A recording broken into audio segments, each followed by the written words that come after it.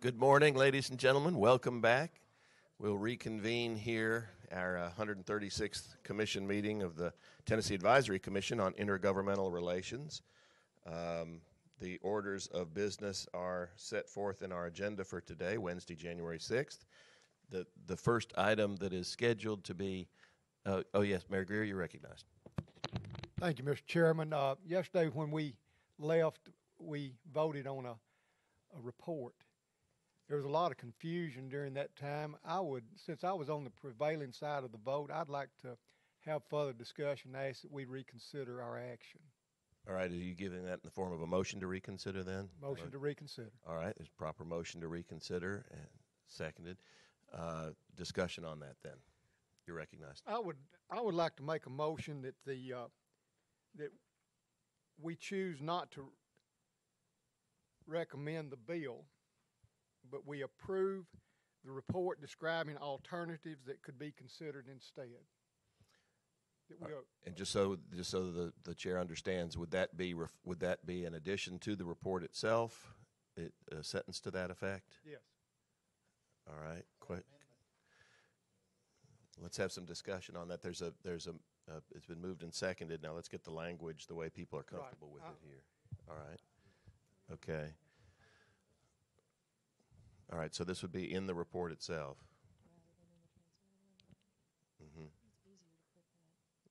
Chairman Wergo. Just so I'm understanding clear, because I promised this committee that I would make it very clear to the local committee, my understanding is now that this report will be approved, but in the report it will clearly state that the TACIR does not give a thumbs up or a thumbs down. They would rather keep the bill, or not the bill, they'd rather keep the system the way that it is now. Is that my understanding? And look at the alternatives that the report gives to the report. Because I promised this committee that I would do a good job in local committee, so I want to make sure that I have everything, my mind wrapped all the way around this, so I can give that fair assessment. So what I understand is people are trying to say the report neither approves or disapproves any particular legislation. Is that right? Boy, you say it so well. Well, it's just a statement of neutrality. I mean, here's the universe of options that are out there.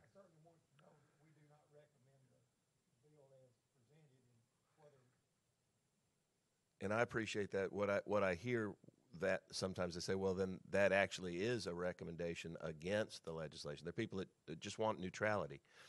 You know, we're not recommending or we're not approving or disapproving any particular legislation, but here's the universe of options. here's the law and the rules the way they are. Chairman Sargent. Yes, I'm going to yield. Yield, please. To Ms. Rourke Patrick. One way that we could handle this is leave the report as it was written, with the amendment yesterday, taking out that one phrase. In the transmittal memo, which is bound into the report and is part of the report itself, we could make that we could include in that memo a sentence saying something like, "The Commission chose not to recommend the bill and approve the attached report describing alternatives that could be considered instead."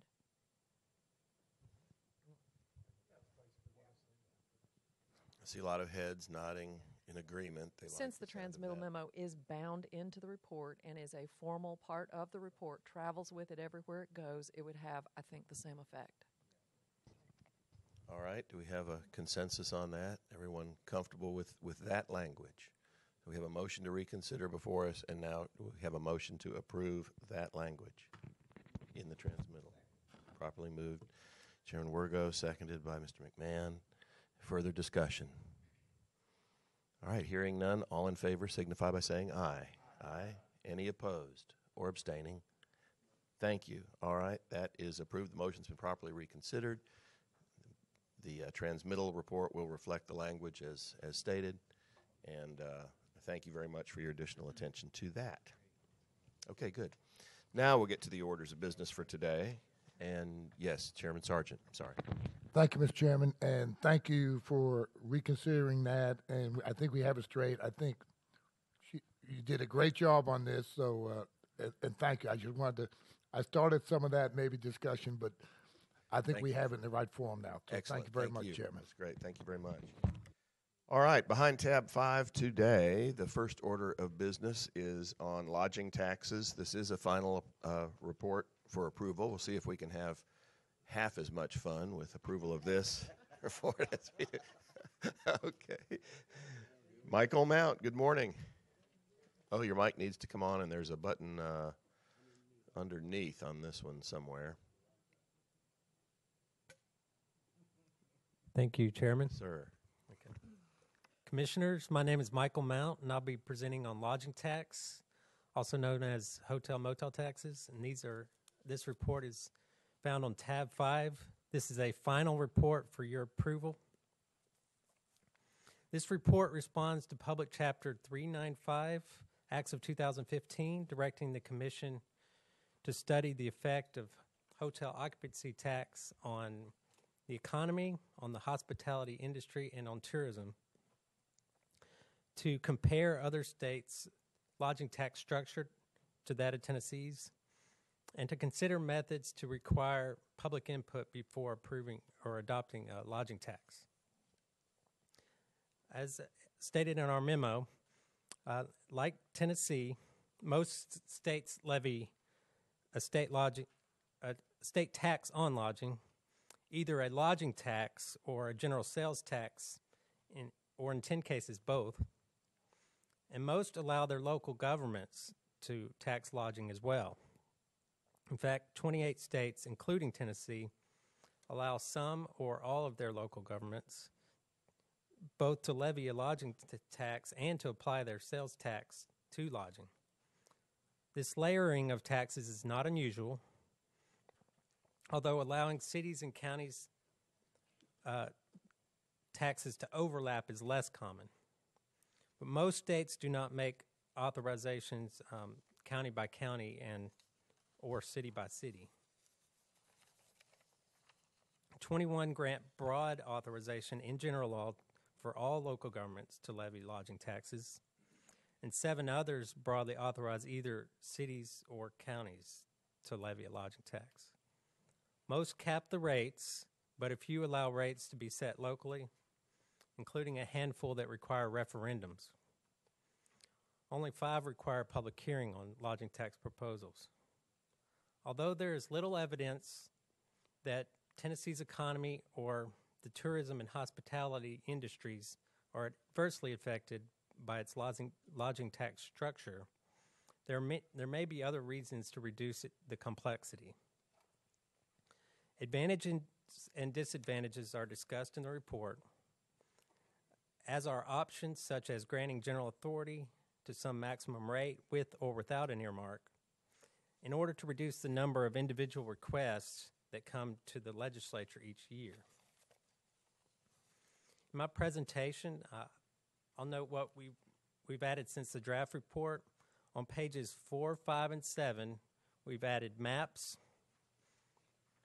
The maps on pages 4 and 5 show each state and how they authorize lodging taxes and whether they cap and earmark them. And then the map on page 7 shows overlapping of city and county lodging taxes. I'll briefly recap lodging taxes in Tennessee and their effects, and mention a section that we added on the definition of tourism, which can be found on page 39.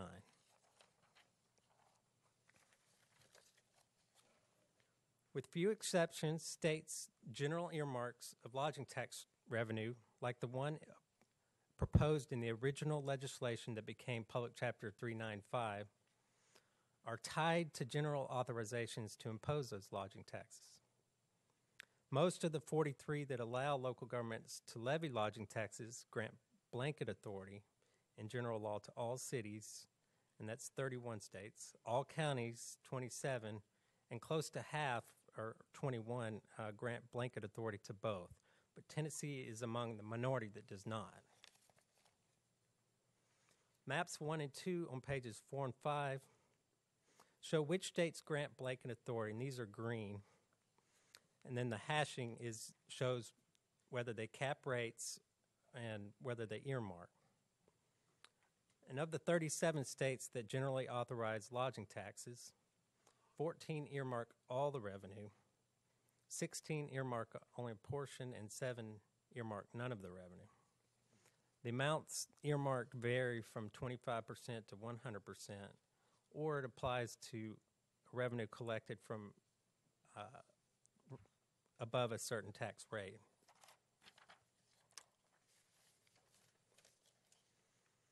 As you can see on maps 1 and 2, Tennessee is shown in yellow and does not generally authorize local lodging tax, cap, or earmark.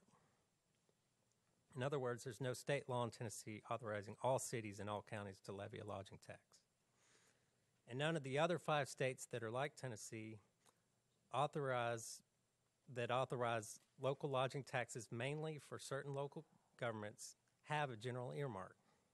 Instead, counties and cities authorized in Tennessee were authorized one or a few at a time, either by general law or a private act, and usually without an earmark.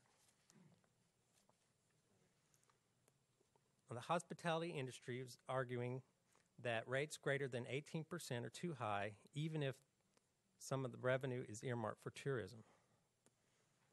However, most cities and counties in Tennessee that have a lodging tax have a combined rate of 14 to 15%.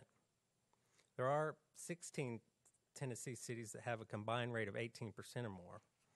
The distribution of all the tax rates in Tennessee can be found on Figure 2, which is on page 23.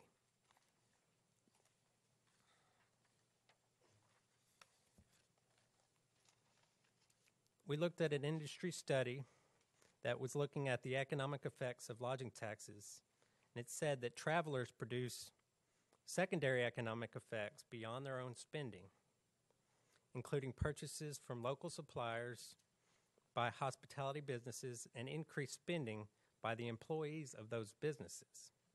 However, the study appears to assume that money collected from lodging taxes is permanently removed from the national economy. The burden of lodging taxes for individual travelers and non-business travel in general is shown that it falls mainly on customers and not on the hotels. As for business travelers, hotels that compete for conventions or conferences, for instance, they compete not only with their neighboring jurisdictions, but also with hotels in other parts of the country. And so at least some of the burden of the lodging tax will fall on them. As I mentioned before, we added a section on the definition of tourism, and this is on page 39. We found that there's no consistent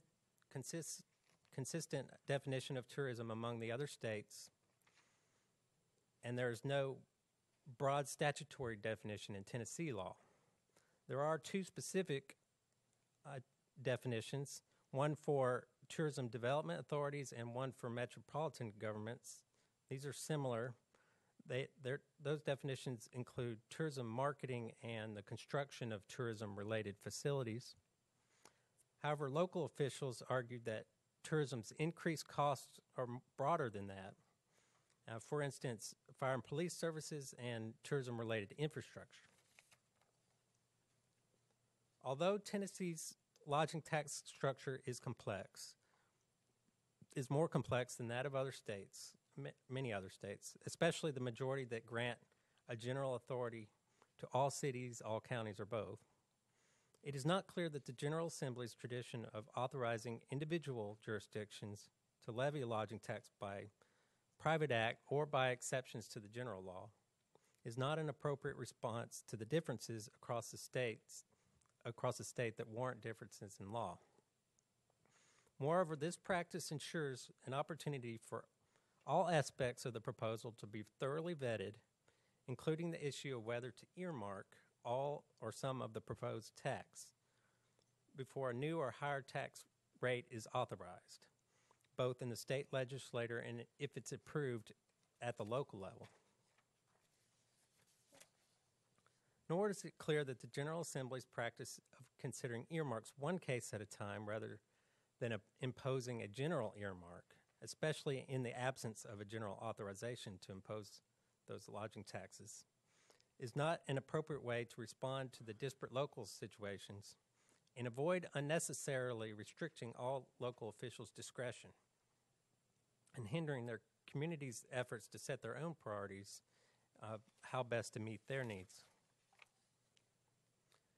Even so, reducing the complexity in current law by granting general authorization for local lodging taxes up to some specified rate or combination of rates for cities and counties, it may be warranted and would not inherently limit the legislature's ability to respond to specific situations with exceptions to the general law.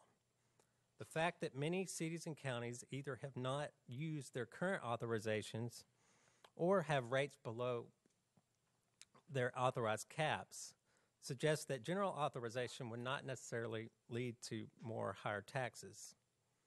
That said, even though there's no evidence that the lodging taxes adversely affect the economy or the hotel industry, an uncapped general authorization may not be prudent, even if it were politically acceptable. Finally, although granting blanket authority to levy local lodging taxes would reduce individual requests for that authority, it should not be expected to eliminate them. Exceptions could always be requested. That is my presentation, and any questions? Questions for Mr. Mount? It's a very thorough report. Mayor Waters? Just a comment. In Sevier County, the cities have their own. Everybody has a 3% hotel motel tax, and the county does as well for those mainly cabins that are in the county. When we did it, when the county did it, we sat down with our state representatives and our state senator and folks from the tourism industry and came up with a formula that everybody could sign off on as far as usage of those funds from the county's perspective. Now, the cities have a different, they use their funds in a different manner, but we do 50% go to schools, infrastructure, building of schools, improvement of schools.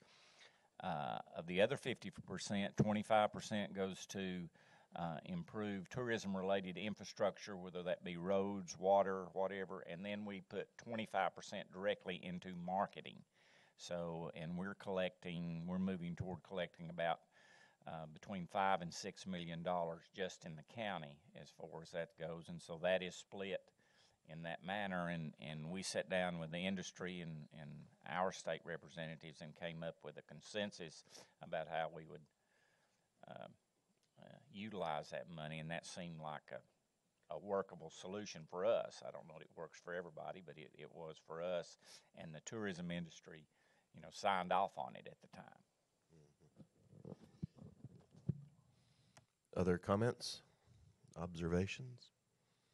Is there a motion to approve this report? I'll entertain one. Be mindful, in this case, Public Chapter 395 directed the Commission to study the effect of hotel occupancy taxes on the economy, tourism, and the hospitality industry, to compare Tennessee's hotel occupancy tax structure with other states, and consider methods to require public input before adopting such taxes. What's the will of? Thank you. Properly made motion. Is there a second? Second. Thank you very much. Made and seconded. Further discussion? All in favor signify by saying aye. Aye. Any opposed or abstaining? All right. The motion carries. The report is approved. I heard a sigh of relief by Lenise. Thank you. Good job, Michael. Thank you very much. All right. Now we move on behind tab 6. The topic is adjusting the homestead exemption to reflect the cost of living. This, too, is a final report for approval.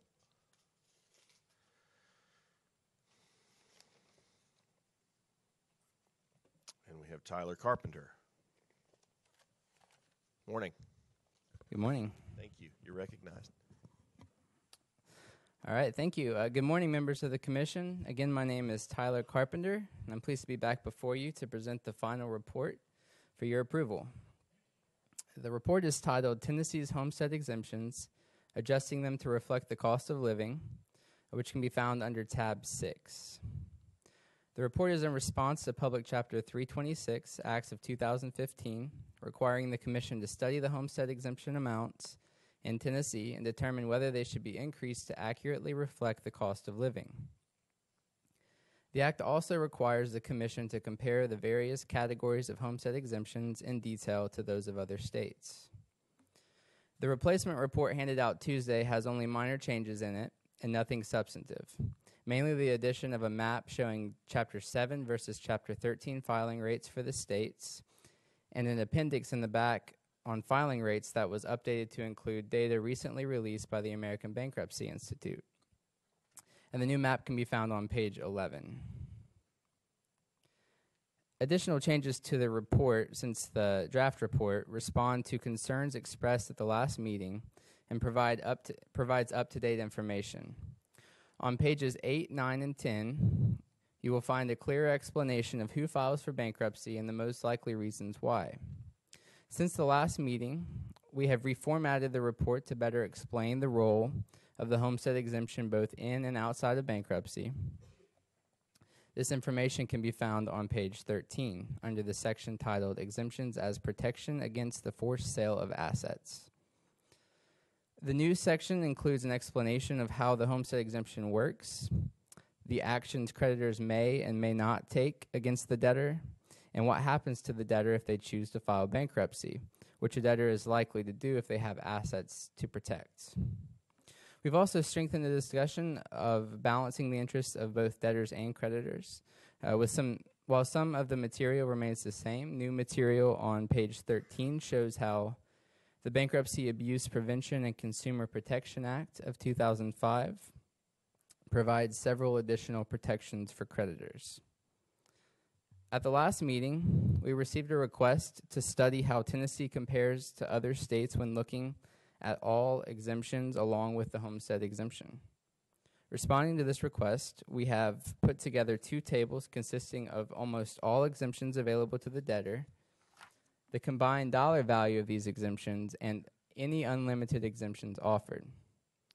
For this purpose, total value does not include pensions, retirement accounts, and public benefits because nearly all states recognize the need to protect these, and most set high or no limits on them. The first table under Appendix H1, beginning on page 51, is in alphabetical order by state, and the same information is presented in Appendix H2 beginning on page 71, and it's listed in ascending order by total value of individual homestead exemption, or of homestead and other exemptions. Tennessee's set of exemptions has a dollar value of $31,900. 47 states offer a set of exemptions valued higher than Tennessee's. The only two that do not are Alabama at $22,500 and Missouri at $28,700.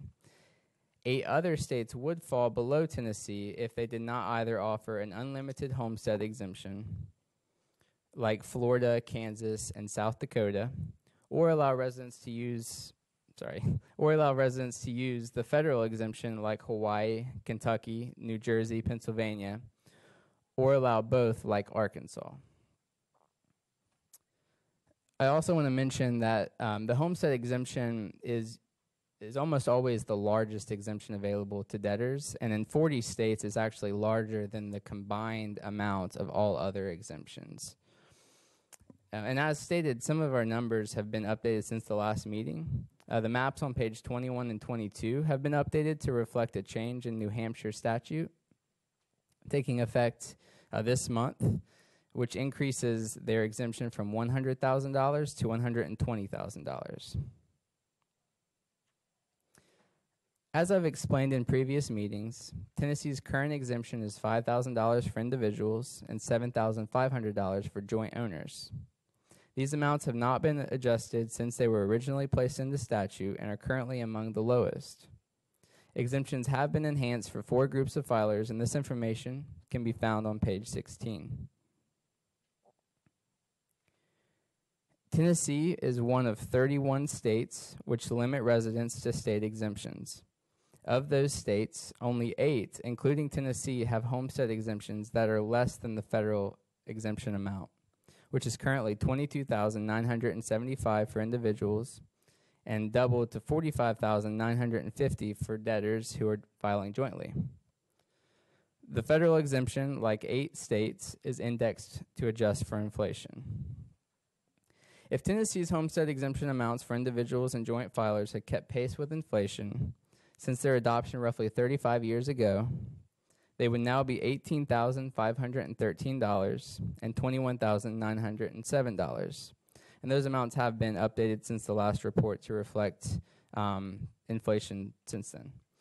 If the exemption for joint filers were doubled, the exemption for individuals, it would be $37,026.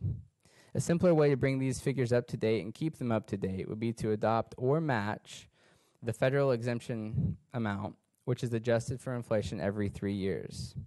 If that were done, Tennessee's exemption amounts for debtors with custody of a minor child, which are currently more than the federal amounts, would need to be grandfathered until the federal exemption amount catches up with it. And with that, I'd be happy to answer any questions. Questions for Mr. Mount? I have a question for the. I want to ask Mayor Bickers, but I guess I should direct it to the presenter. And just reflecting on our discussions over the times you presented this and we've discussed it, is there anything about our exemption, the level of our exemption, that we detect disadvantages any particular group of folks? I'm curious about that. What's your response?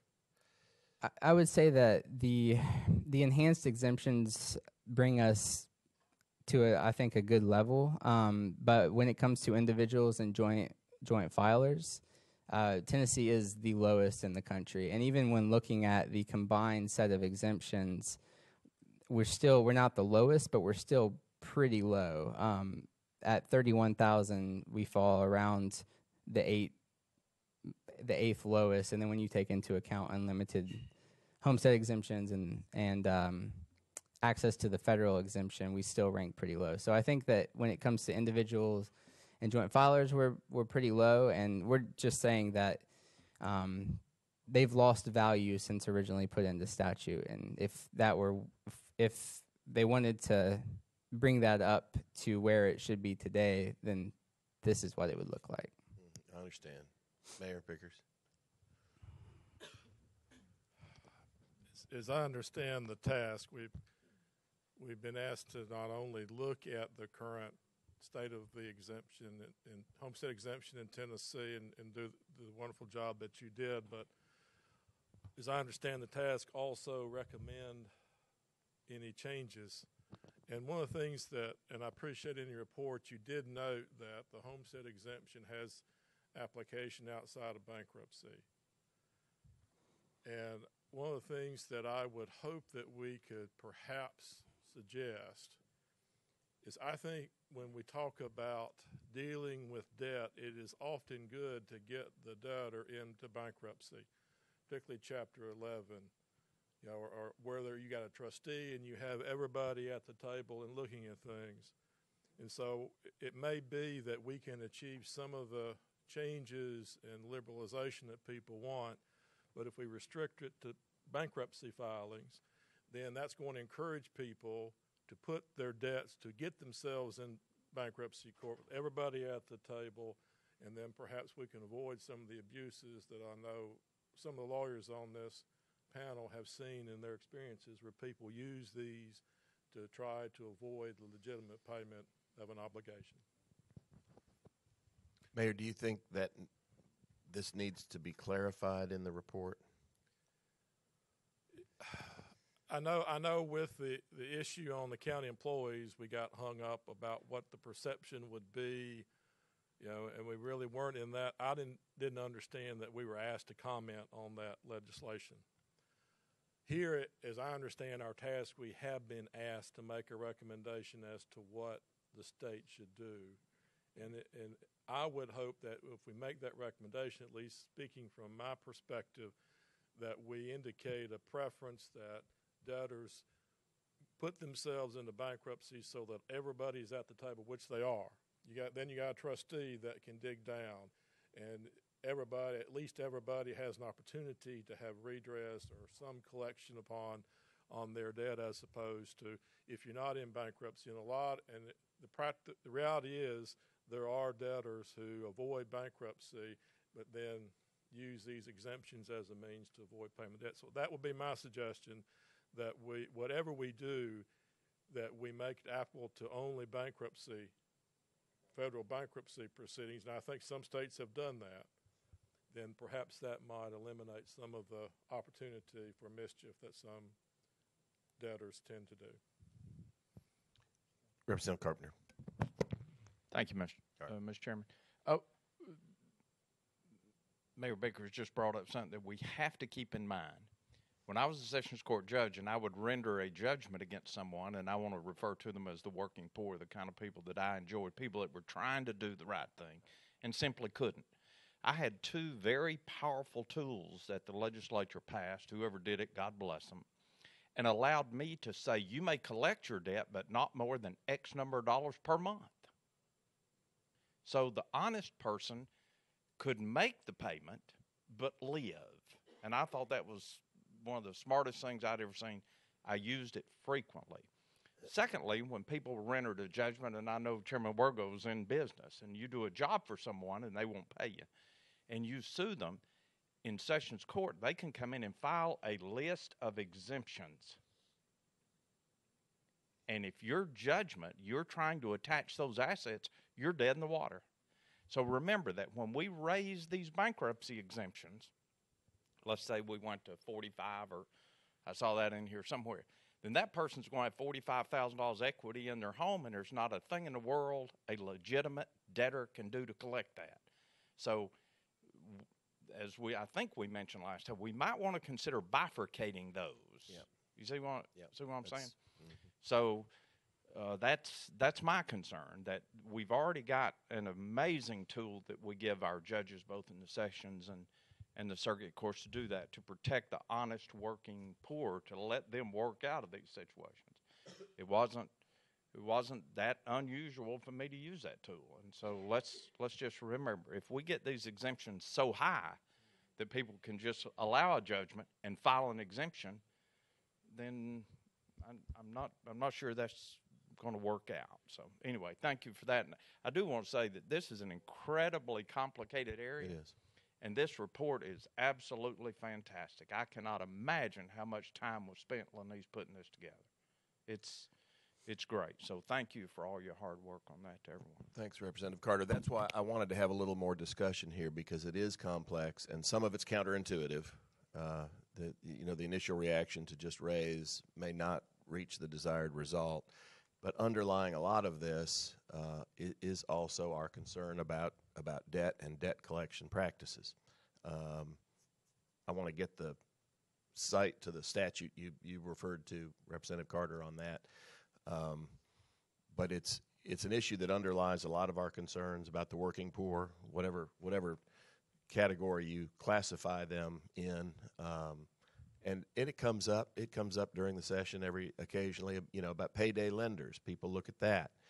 And all these things sort of may go after the wrong target. It's really what you can do to help people meet their obligations, people who are the working poor trying to do what they need to do to get by and hopefully bring themselves up. But I think this report helps in that regard. How would we address these fine points if they're not just exactly adequately addressed as expressed by Representative Carter and Mayor Bickers? It's close, but the bifurcation issue and the bankruptcy is distinguished from other debt in general. Representative Carter? At the risk of saying too much, I do want to remind you that when I first saw this brought to us, I thought, golly, we're so far upside down. I'm just telling you what was in my mind. This isn't fair. We need to do something about this. Then when we heard from an astute panel, It's not going to help many people. But remember this. Last year, you legislators, senators, and House members passed a bill that I carried out of Chattanooga for a bankruptcy trustee because we had our bankruptcy law allowed people who stole money to exempt it. We're one of the few states in the nation that did that. So while we look bad on one side, we look crazy wild on the other side, and we passed a law that say if you steal something, it is not exemption. We had a guy that ran a scam in Chattanooga on his church members, took $89,000 of the last money off of one of his members, went and bought an Escalade with it, and through the use of our exemption was allowed to keep that car. Now, they can't do that after that statute. So this thing is so complicated, I sure don't grasp it all. But now we're on both sides of the issue. But final thing is our trustees said if we raise these exemptions, we're probably going to have little or no effect because most of the people filing have no equity in their home to begin with. So thank you so much, Mr. Chairman, for enduring. My pleasure. Manise?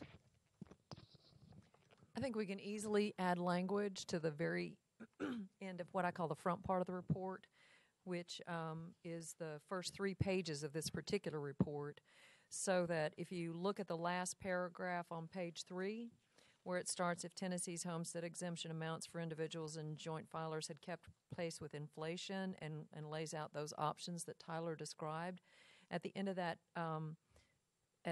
paragraph, we could add language that says that if this were to be done for bankruptcy, it should not affect other types of judgments.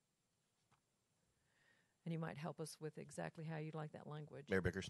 Yeah, I think that would work if we simply add language that says any recommendation with regard to amending the exemptions, the current homestead exemption should be limited to those who have filed bankruptcy. That gets the bifurcation, I think, that Representative Carter talked about, and it encourages. And while the trustee said it may not increase filings, I can see that it would in a situation where you've got a debtor who's at least trying to make his payments. That way he may be more inclined, if he knows I've got a greater exemption, to go ahead and let's figure out how to equitably work it out, as opposed to saying, well, I'm not going to do anything.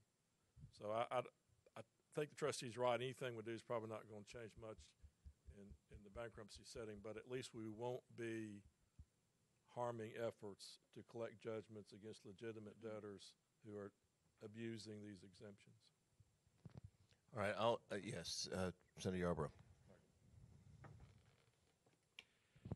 I completely understand. I mean, I think you've raised an interesting question that, is actually worthy of its own sort of discussion about the remass.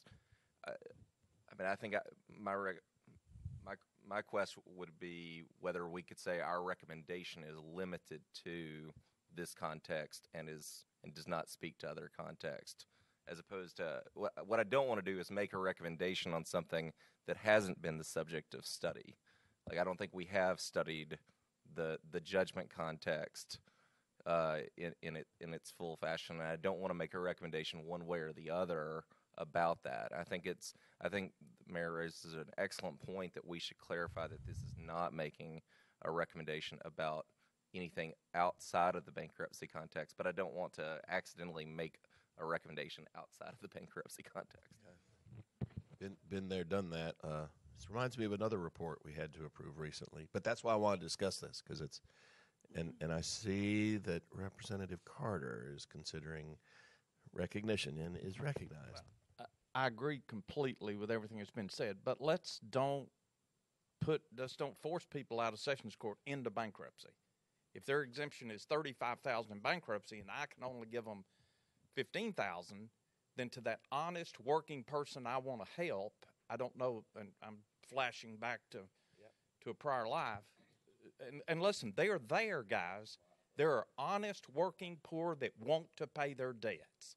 And I trust our circuit and Sessions Court judges to recognize those people and give them an opportunity to work their way out without having to file bankruptcy. Now, if they've got 4 or 5 debts, you got to go to bankruptcy so everybody can be treated equally. But so it's like wrestling an octopus. You grab one arm and 4 others grab you somewhere else. So anyway, I've said too much. No, you haven't, really. This may be one of those transmittal letter options. I don't know. You know how we surface the issue without going beyond what's appropriate. Lenice, let me see what she has in mind here. Another option along those lines, avoiding speaking to any issues outside of bankruptcy, might be to add at the end of that last paragraph language that says these options have been studied only in or primarily in the context of bankruptcy, and the Commission makes no recommendation for action outside of that context. That sounds good. I mean, it gives the legislature a toehold in the event someone comes along with a bill to do something untoward. We could say, wait. You know, here's a flag that there are different levels of concern and different ways to approach the issue. Again, I keep using the term counterintuitive, but Representative Carter's example is a good one. You know, they have a perfect way to work it out in General Sessions Court, but it looks easier to go to bankruptcy for that exemption, and that's counterproductive as well as counterintuitive. Now, Lenice, would that be in the report you're suggesting? All right, she's writing here. Let's see if we can come up with an additional sentence that meets y'all's approval, and if we do, then I'll entertain a motion to amend. And I'm playing for time while Lenice does what she does so well, which is write out the suggested modification.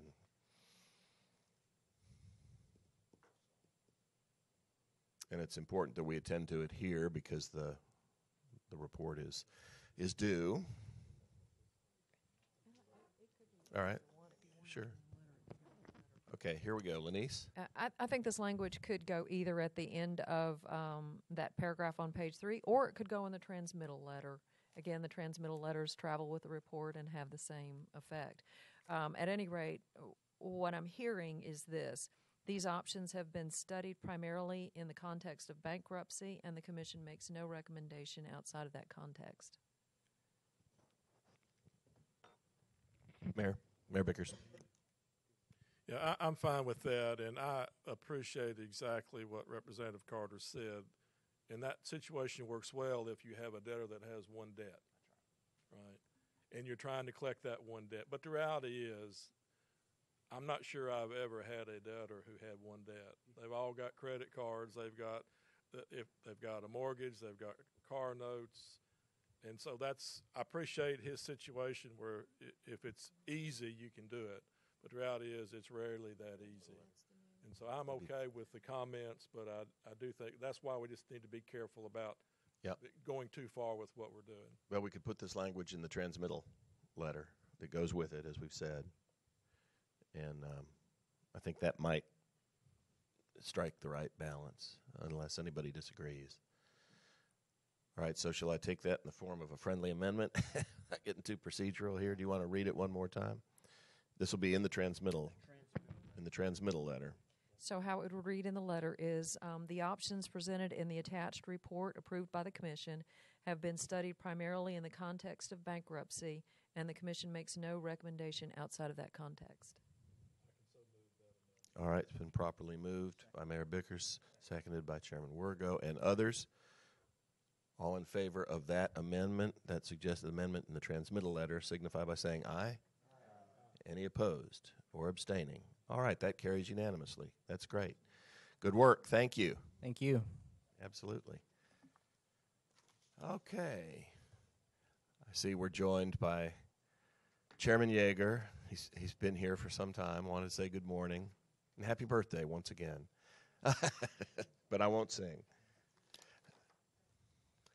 unless you insist. All right. Tab 7. Dr. Reuben Kyle is here to talk about TVA, Tennessee Valley Authority Payments in lieu of taxes. The annual report is before us for approval. Always nice to see you. Thank you. Dr. Kyle.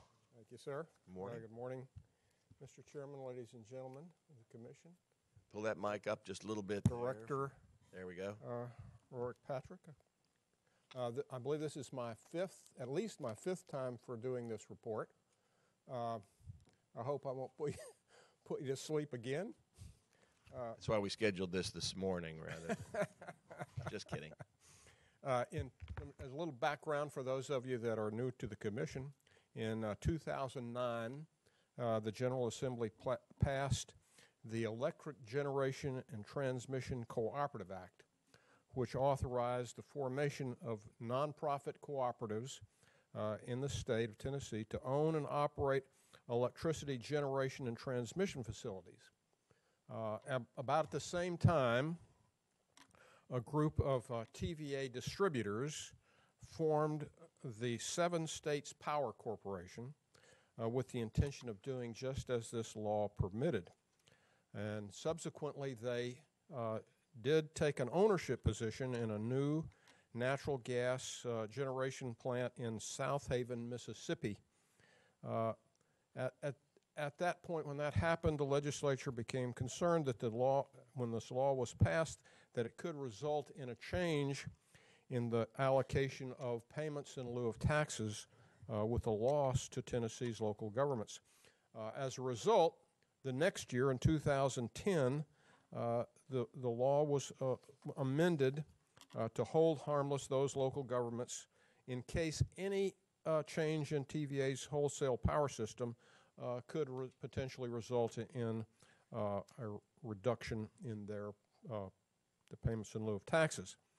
At the same time, the legislature directed TACIR to, let me see if I can do this right, directed by the way, let me aside there, I'm an old college professor, so you'll have to forgive me if I still have to rely on PowerPoints. I don't have a blackboard, so I'll use PowerPoints. In any case, the legislature, the law assigned a responsibility to the Commission to monitor changes in TVA's wholesale supply system for any potential negative consequences. And as a result, we've been doing this report every year, and this is the report for this particular year. Motivation for changes in TVA's power system come from several sources. One is naturally the demand for power, electric power. The second is an increase in emphasis on environmental regulation as it affects the use of different fuels. And thirdly is a $30 billion cap on TVA's debt, public debt, that was passed by the U.S. Congress in 1979. To jump to the thing that you're most interested in, and that is the money in the actual payments in lieu of taxes for the federal fiscal year, and I'll come back to that in just a minute. In 2014-2015 amounted to $531.2 million. So we're talking about significant monies, of which $343.5 million was paid to Tennessee and its constituent governments. This was an increase of just about $9 million from to all states from the previous fiscal year. Unfortunately, the estimates for the coming year, the current fiscal year, 2016, are for a decrease of $7 million because of decreased power sales, mainly resulting from mild weather conditions and modest economic growth in the region. One of the confusions here is that is over the difference between the federal fiscal year and the state fiscal year. The federal fiscal year runs from October 1 through September 30, while the state's fiscal year runs from July 1 through June 30. As a result, this is a little bit confusing because even though it looks like where our numbers go down, in fact, our numbers are going to go up a little bit this year.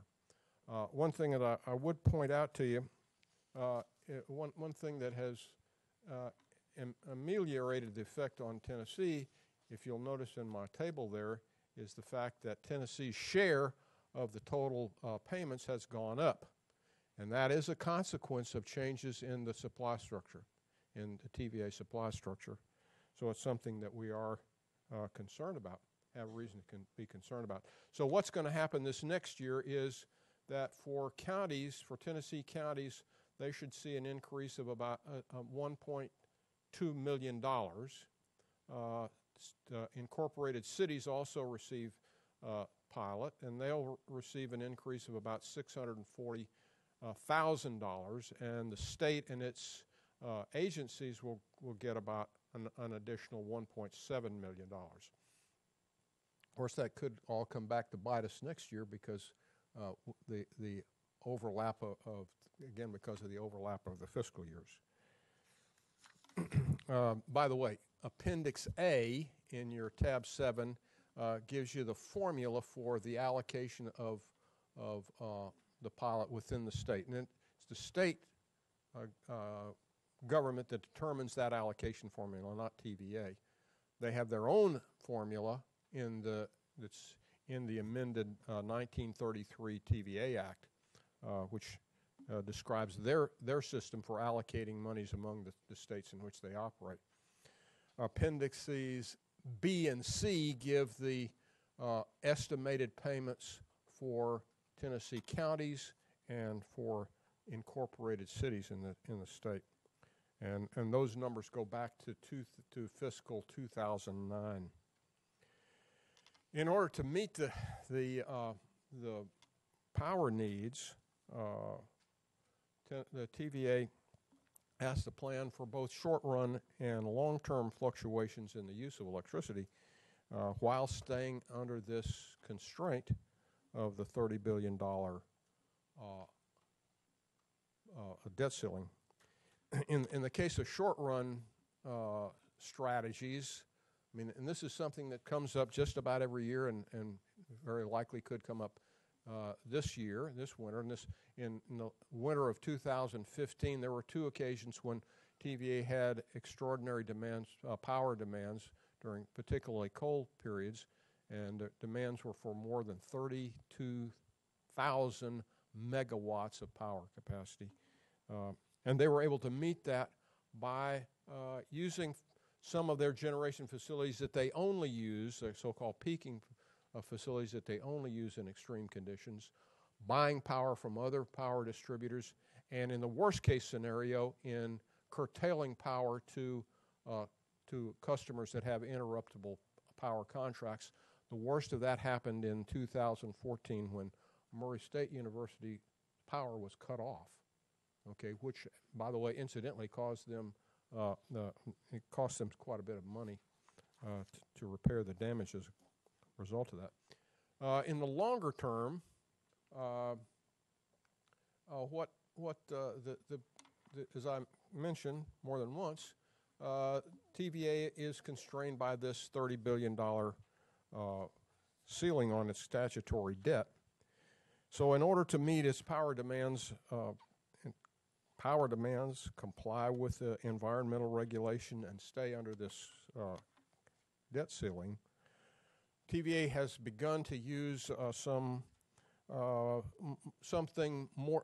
sophisticated financing arrangements, particularly leasing arrangements, in order to do this. By the way, here's a picture of their debt behavior, their debt structure. An interesting point here is that last year, when we gave this presentation and had this report, the projection for debt ceiling in fiscal 2015 was to go up about $3 billion.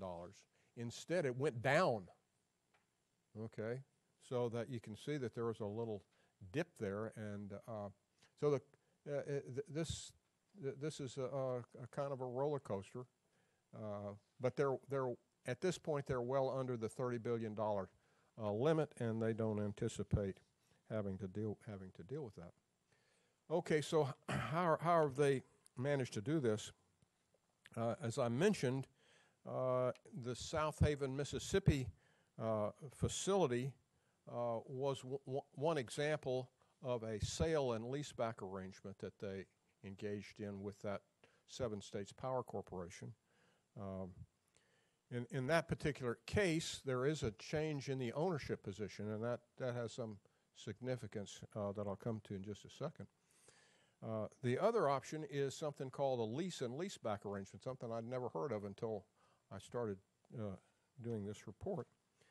In that case, there's no change in the ownership position, and they have used this in a couple of instances. One in another Mississippi facility in Caledonia, Mississippi, and in the second in East Tennessee in the John Sevier facility, where in this particular case there's really no change in ownership. There's just a swapping of the debt to debt. It doesn't count against TVA's debt. Living. So as a result, these two kinds of things don't necessarily, do have potential for affecting the pilot. In the case of the lease and leaseback arrangement, it doesn't by itself directly affect the pilot. It could if it were involved in a transaction where there was a change in the generation capacity from one state to another. There is back to the impact on the pilot. If there is, as I say, if there is a change in the ownership, as happened in South Haven, Mississippi, and then at least at some point in Caledonia. By the way, both of those facilities are now owned by TVA, and so this is off the books, off the record. But in the case of those, when they were owned by private entities, they were subject to local property taxes, and consequently, TVA wasn't under any obligation to give them a payment in lieu of taxes. But what they did instead, as a result, the state of Mississippi pilot went down. Okay.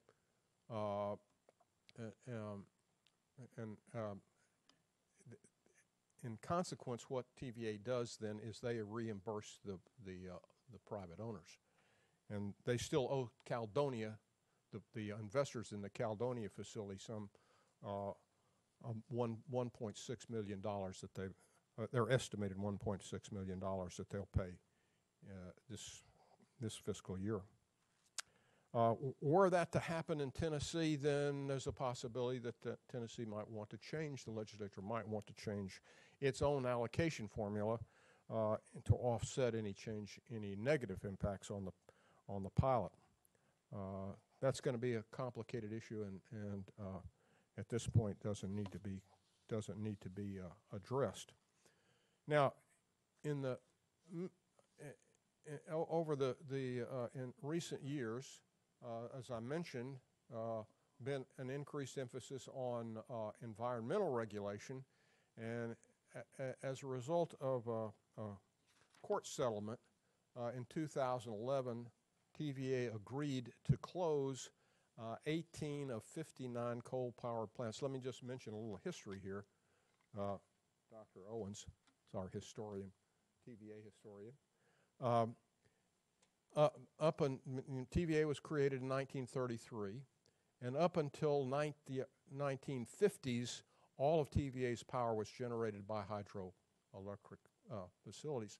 Beginning in the 50s, when power demands increased, TVA got permission to begin to open coal-powered plants. And as a result of that, up until fairly recently, about 80% of TVA's power was generated in coal-powered steam plants.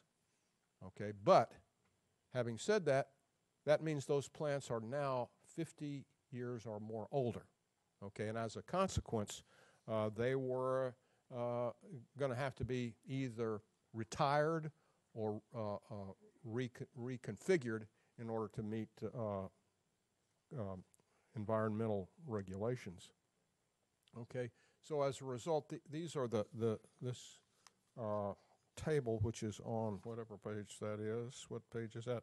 Page 12 in Table 2 shows you the plants that were TVA agreed to retire just as a result of this environmental regulation. Okay, but in addition to those, there were these other plants that TVA, as I say, was going to have to address anyway. Okay, and as a consequence, they closed a number of plants, a number of additional plants have agreed. The table is too big to put on a slide, so I'll summarize this a little bit, but it is that table is on page 13 in your tab. TVA has already retired 2 coal-fired plants in East Tennessee at the John Sevier facility. They're replacing those, by the way, with natural gas facilities. And a unit in Kentucky at the Shawnee facility. They've decided, in addition to that, to retain 2 coal-fired plants by upgrading the pollution control equipment to that. In Alabama, Alabama's taken a big hit at its North Alabama Widows Creek facility, and they've closed now all of the coal-fired plants. There were 10 of them, I believe, and they closed the last 2 of those in 2015. Come back to replacing that. In West Tennessee, in Memphis, TVA will close all 3 coal-fired plants units at the Allen facility, and those will be replaced by natural gas units at the same location before 2019. Then Kentucky took another hit with the closure of 2 of 3 coal-fired units in the Paradise facility, and some of those will be replaced by natural gas units. Then again in North Alabama, they're planned to retire 5 coal-fired units at the Colbert plant in North Alabama before May of 2016. Okay. Now, in addition to that, let me. I think I got this out of order here. Let me just go to this one first. In calendar 2015, TVA underwent a very long and complicated analysis of something to produce something they called an integrated resource plan. Now, they had produced one in 2011, but they redid this in 2015 because of a number of factors. In doing this, as I say, it's a very complicated thing. They outlined 5 different possible strategies. They posed those against 6 different possible economic scenarios. So they had a very complicated matrix of possible outcomes. As a result, what they ended up with was something that looks like this. They set targets for different power sources through the years 2023 and 2033. And it's hard to see that from this position. That's on page 11 in your tab, by the way. What you can see is on the left, going to the left there, are the reduction in coal-fired sources. Okay. On the right side are the additions in different fuel sources or different energy sources or impacts. It's difficult to. Let me make this point. TVA in this integrated resource plan defined energy efficiency as a resource. Okay, something that they had not done before. And there's just as an aside, there's a potential for that to have significant impacts in the future because that means they'll be selling less power. And when they sell less power, that means the payments in lieu of taxes will go down. But in any case, you can see there that what they're proposing, or what they anticipate rather, is potential additions in different power sources. The biggest one being down there at the bottom, and that is natural gas. And that's come about, by the way, because of economic conditions, mainly the drop in the price of natural gas. And so the impact on the coal business is a consequence of two things. One is increased environmental regulation, but the second is purely business, and that is the fall in the price of natural gas. So what you see there is what they're looking at it, and they're not saying exactly what's going to happen in the 2011 IRP. They identified specific goals for each energy source, but they did not choose to do that in this particular instance. By the way, I might mention one significant, I mentioned a couple times, reduction. Mayor Huffman was seeking recognition. Let me Yes, sir. do that right Please. here. Thank you, Mr. Chairman. Dr. Kyle, let me ask you, in the next 5 years, do you see Tennessee's TVA in lieu of payments going down, going up, staying the same? And the same question for counties. What does it look like when you back off and look at the whole picture in terms of just strictly revenue from TVA in lieu of payments? Where do you think we're going to be in 5 years? When we did the first report, I talked to the TVA financial analysts, and they were then predicting an average annual increase in revenues of 2%. Okay, that's pretty modest. Now their prediction is about 0.5%. So what you can anticipate is that there very likely may be increases, but I mean, my bottom line is this year, as I have in every year, is to don't plan on their things being consistently going up. Now, there was a period when they did, okay, back at the beginning part of this century, the 21st century, by the way, just a reminder, the payments in lieu of taxes went up just about every year, in some cases very healthy amounts. But they have not since in the second decade of this century. They've fluctuated. So I think it's just a matter of being prepared. And as I say, I mean, one of the unknown factors, I think, in this whole thing is what's going to happen with these, what they call distributed power, okay, and secondly, energy efficiency. Yeah, and that was somewhat my next question, Mr. Chairman, was that the integrated resource plan and what it looks like going into the out years. I mean, in some places there are going to be cases where TVA is closed to plant down. Yes, sir. But a private company's come in and it's got, let's say, a combined cycle plant that uses natural gas as a fuel. Well, that's a public utility. I assume it's assessed at 55%, both on real property and personal property. And in theory, the taxes that they would pay would be substantially more than the TVA in lieu of taxes that county or the state would receive. Is that not correct? That's conceivable, but remember, I mean, the TVA is a wholesaler. Okay, it doesn't sell power directly. It sells power directly to a few big customers, but mainly it sells its power to local distributors like NES, National Electric Service, or Middle Tennessee Electric Cooperative. So those are the people that are going to have to buy the power. Okay, now at this point as far as I know, there are no private power producers in the state other than those that do business with TVA. Okay, so in the cases you're talking about, I mentioned the facilities in Mississippi. They were built by private companies. You're right, but what they did was then they entered into contracts with TVA, and TVA sold the power. As a consequence, the pilot is not effective. That's a private for-profit company. It is, but as I say, in that instance, were that to happen, then those companies, if they own it, they would be subject to local property taxes. That was the intent of the amendment in 2010 to address that. I hope I answered your question.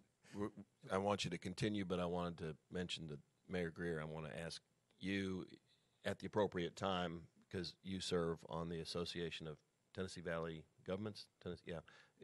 Just be prepared. I didn't want to blindside you, but for the newer members here, Mayor Greer serves on that board and has insights oftentimes.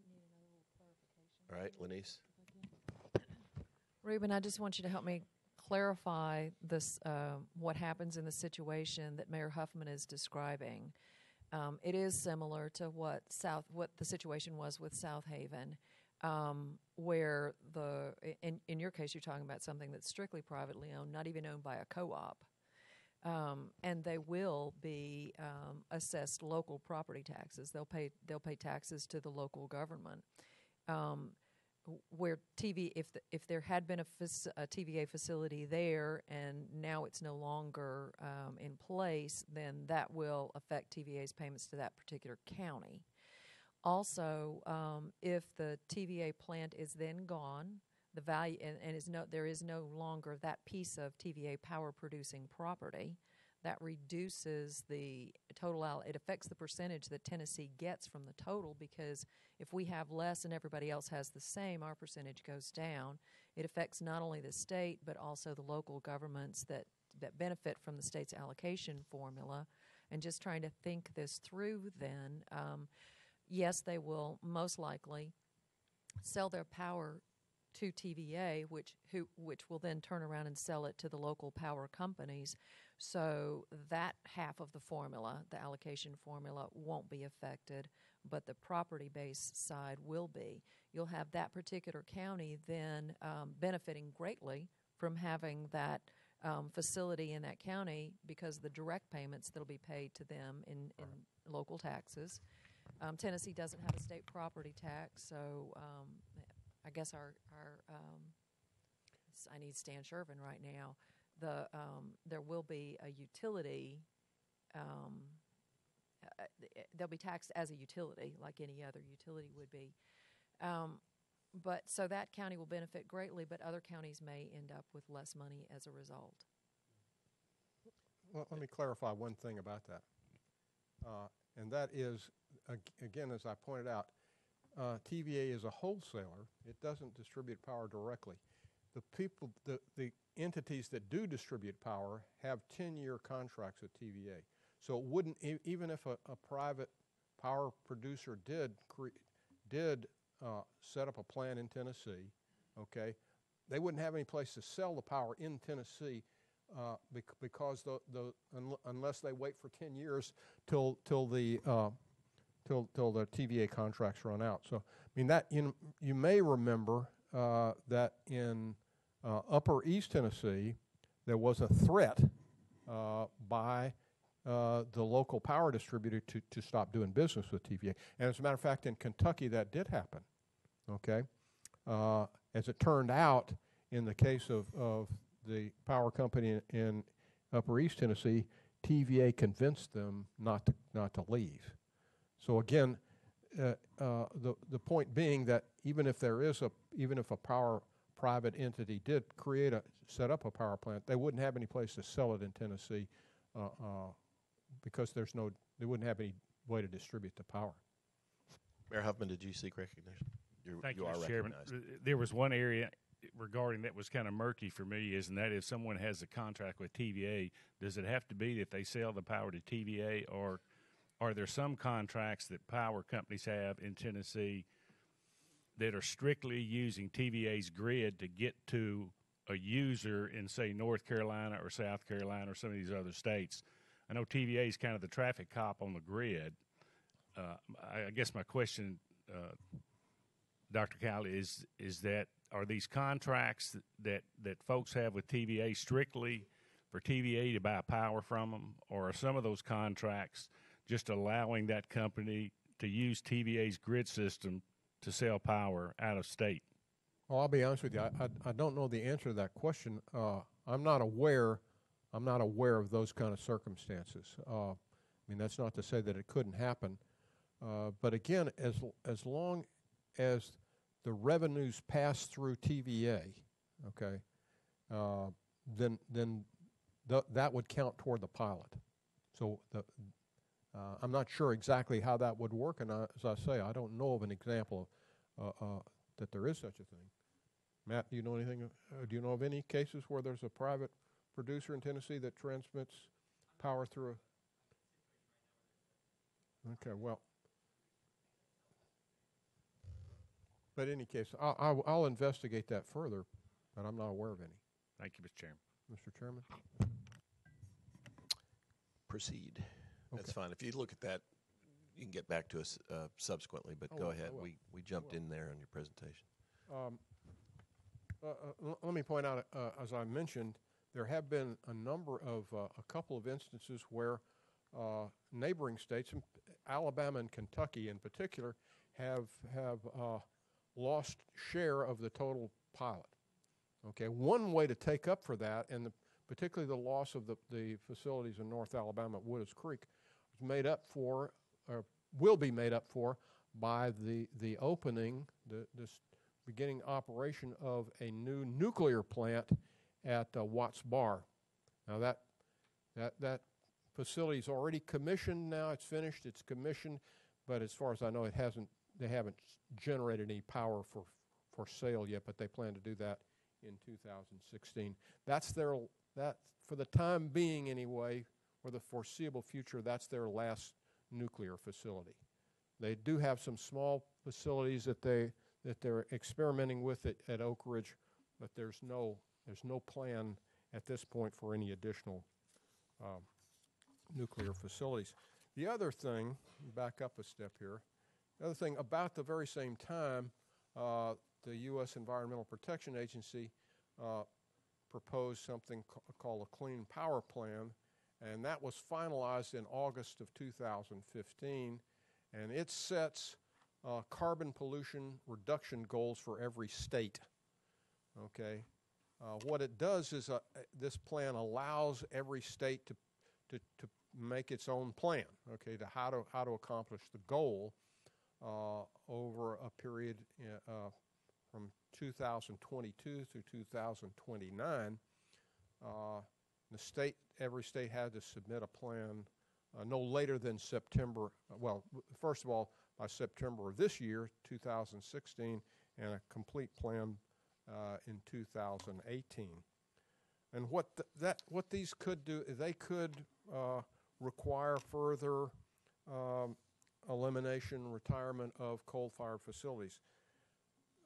It's not clear at this point exactly what's going to happen as a result of this. TVA in the Integrated Resource Plan warns that is a possibility that this could happen, could be further changes, and that could be required. At the same time, I put this in. This is a quote from the IRP, because these things happened about the same time. TVA had already begun the IRP, their process, when the CPP, the Clean Power Plan, was proposed, but TVA went ahead and finished their plan, okay, after the EPA's final plan was announced. And it says, we know that EPA's Clean Power Plan will be finalized at virtually the same time this report is released.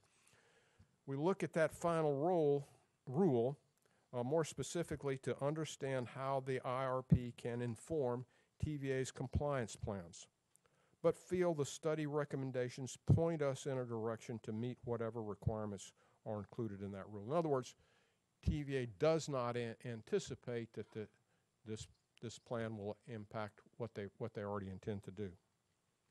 So, in conclusion, we can expect that TVA's power supply system will change in the future.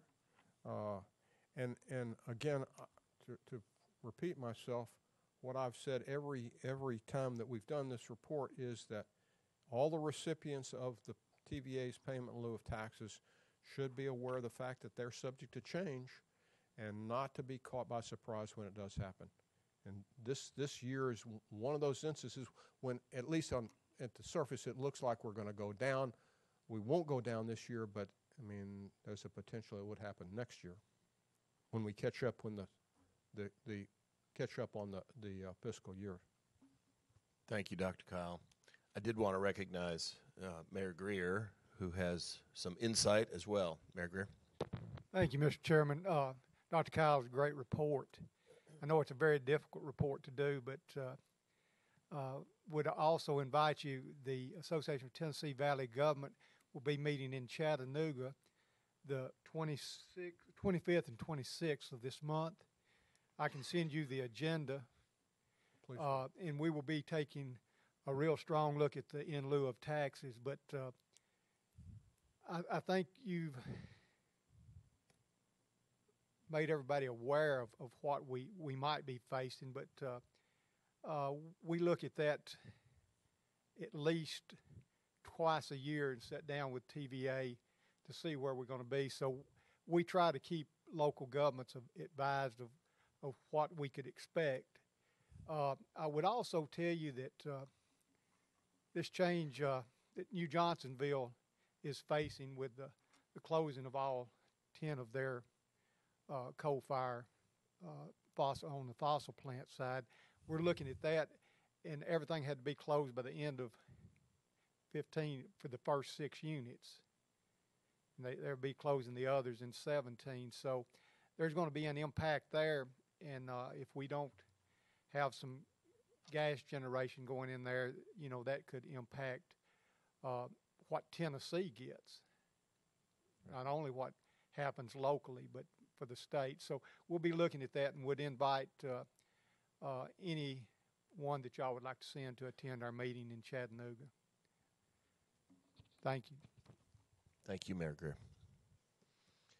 Other questions or comments on this? And Lenise, we need to, well, let me recognize you to do that. Thank you, Mr. Chairman. I just wanted to make one comment to emphasize what Mayor Greer has said. The greatest concern, I think, should be where does TVA put its power-producing property in the future?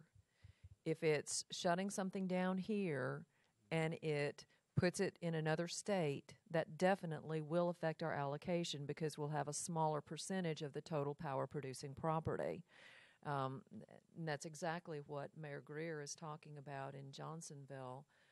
It's fine for them to do what they did in Rogersville, for instance, at the John Sevier plant. That worked out fine for us because it didn't reduce our share of the total power producing property. But if they, in order to meet future needs, put their plant somewhere else or even buy from some other source, for instance, Western Wind, instead of putting another plant here in Tennessee, our share of the total allocation will go down. And Mayor Huffman. Just one point I'd make, is that there are a lot of counties in Tennessee that have municipal school districts in addition to the county system. They're using their TVA in lieu of tax payments to fund their education system because TVA in lieu of tax payments are not shareable with municipal systems. So I would just put that out there for the record that if this is in fact a revenue source that's not going to be growing, it may in fact be going down in the future, that may not be the best place to put that funding if you're using it to operate your local school system. Duly noted. All right, the chair will entertain a motion that we approve the report as submitted. So moved, Mr. Chairman. All right, properly moved by Mr. McMahon, seconded by the trustee, Mr. Caldwell. Thank you. Any further discussion? Hearing none, all in favor signify by saying aye. Aye. Any opposed or abstaining? Carries unanimously, and the report is approved. Thank you, Dr. Kyle. As we move towards the conclusion of our business, we need to select the date for the next meeting in May. Of course, we will have been long gone by then, so it'll be a question of returning. Yeah, famous last words. There you go. And Lenise suggests that we meet on May. Take it away, Lenise. I would suggest either the first, third, or fourth weeks in May, and either Tuesday, Wednesday, or Wednesday, Thursday. And I know, for instance, we have some of our mayors who are unable to meet on particular days, and we just need to know what those are, and we can work around that. Should we look at the third week? Look, third week, any problems 17, there? 18, or 18, 19? Oh, we have a problem? Problem? Yeah. Mr. McMahon. Mr. Chairman, just for our staff, which includes Paula on there, we're going to be in training. The third week? Yeah, the third week. Okay. But the other weeks work out fine.